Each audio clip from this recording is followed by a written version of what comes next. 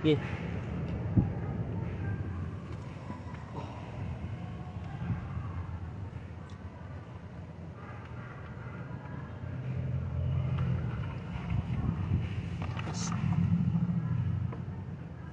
Tuwing kailangan nag-change oil nito sir, 5,000 o ano? Wala. Ako, every 5,000. Dinadala ko sa ano. Eh, 10 years na yan, ulan eh. Tatanong ko na sukat. Maliit. 10 years na. Ang tinakbo, 10,000. Ibig sabihin, sa loob ng isang taon, 1,000 lang tinakbo.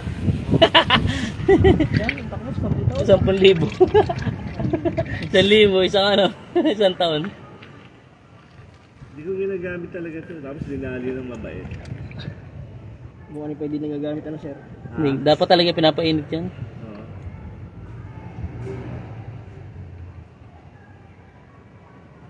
Katulad yan, may ano ko pa dyan, yung nai-start kahit nandun ka sa taas. Habang nagkakape ka, i-start mo na. Pagbaba mo, Hindi, mas maganda yung nagalaw na siya, na bubuksan-buksan tito.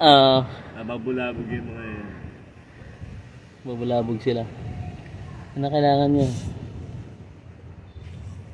Ano? Sabi, babalik yung mga yan. Mabalik yan. Mabalik yan.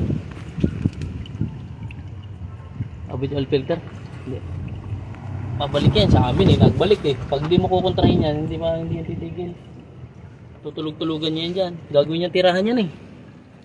Kasi lalo na pag hindi nagagalaw. Ang gagawin niya yan.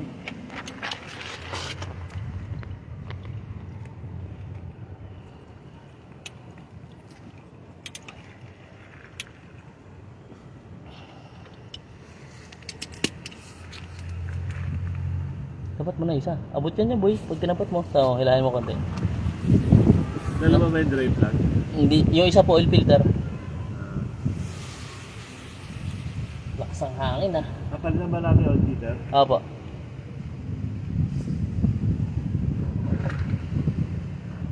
Yan. Dapat mo isa.